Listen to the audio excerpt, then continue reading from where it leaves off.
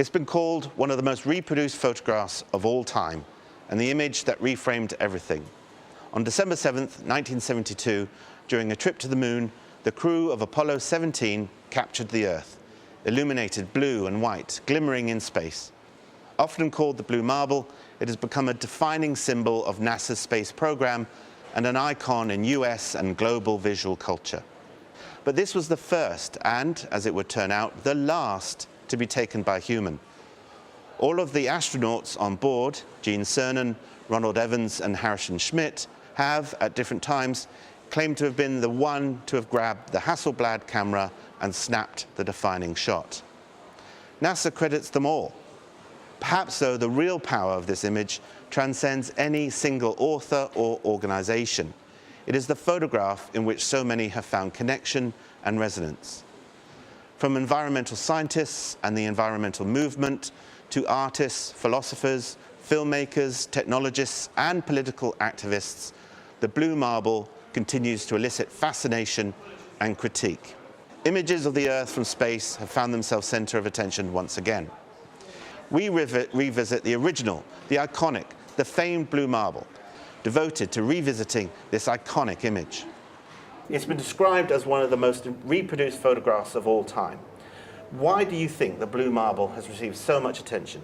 What do you see in the Blue Marble? What I see in the Blue Marble is really a personal story, in a sense, is that, you know, this is something that human beings actually experienced. I like to look at it as a lens of its own type, which is sort of a lens on a time when that I can't imagine personally because I wasn't alive at the time, but that I know many people do have memories of. And to think about what those people were experiencing in that moment, to me, seeing something that unbelievable in a sense with one's own eyes, and obviously then with a camera as well, is really magical in many ways. And never seen before, right? This is like the image.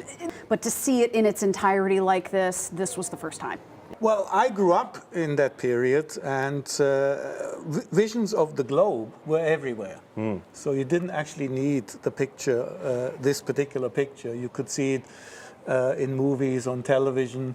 You know, maybe not the whole Earth, maybe fractions of the Earth, but images from space weren't that unusual. So I have to say, actually, that the image didn't mean anything to me, because I spent my childhood in the late 60s, early 70s, thinking about space all the time anyway, and thinking about the Earth from space. So it's a slightly different perspective. Yeah. Yeah, as someone who studies the Gothic, what the image kind of says to me is notions of the sublime. I mean, it's this awe-inspiring image that really kind of puts humanity into perspective. You know, writers back in the 18th century, artists thinking creatively about huge landscapes. You know, you have these amazing landscape paintings, and you have works of art and literature that kind of encapsulate the idea that there is something bigger than us, whether that's the elements or mountains or, you know, torrential waterfalls. And an image like this, of course, you know, really kind of encapsulates that wonderfully.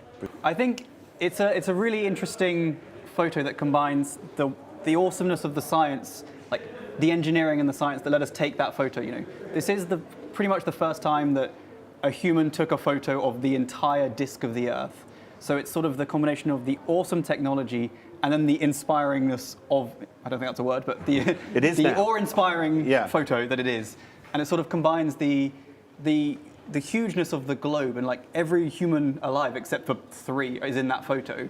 And yet it still looks lonely and hanging in space, sort of in the vastness, which I think is a really cool juxtaposition to get out of that. NASA, the people that are running this world are very much of the Luciferian agenda. They are a lot of the people who would straight up say they're Satanists. Their methodology is to hide things in plain sight, to reverse things, turn them upside down, make them backwards, but they always put things right in front of your face. And this is something, what I'm going to show you now is something that is, it's mind-blowing, honestly. With no orientation in space, the original photograph was what we would consider upside down. It would need to be rotated and cropped to turn it into the image we know today.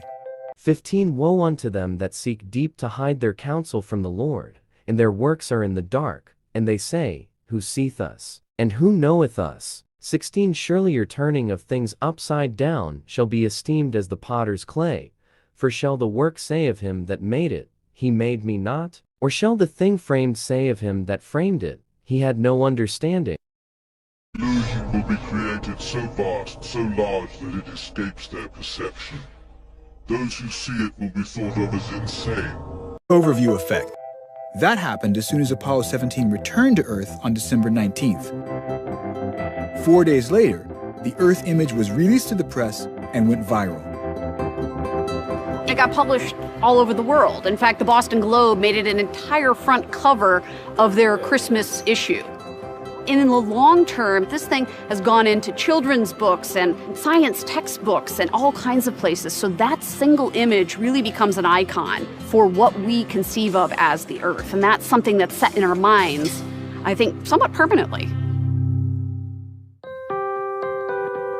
But I think one of the problems with the image is that it erases people.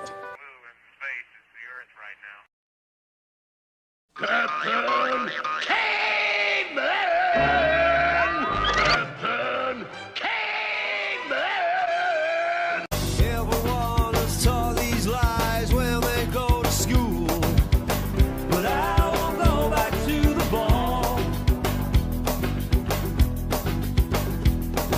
Everyone is taught these lies when they go to school, but I won't go back to the ball.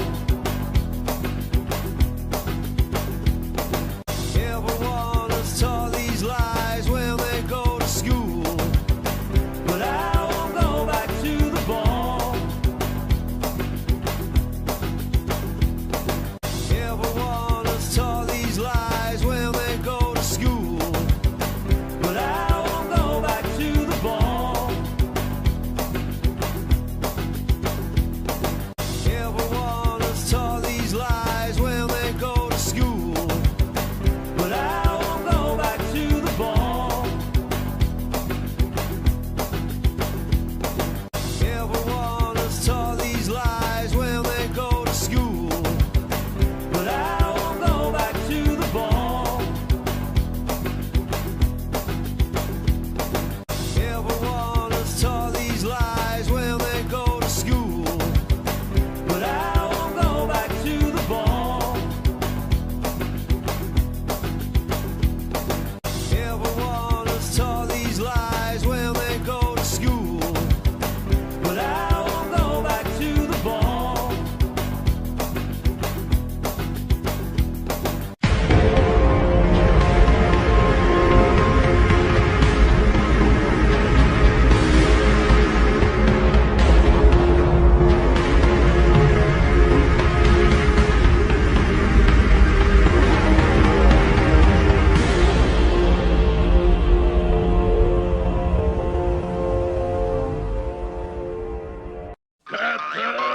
Captain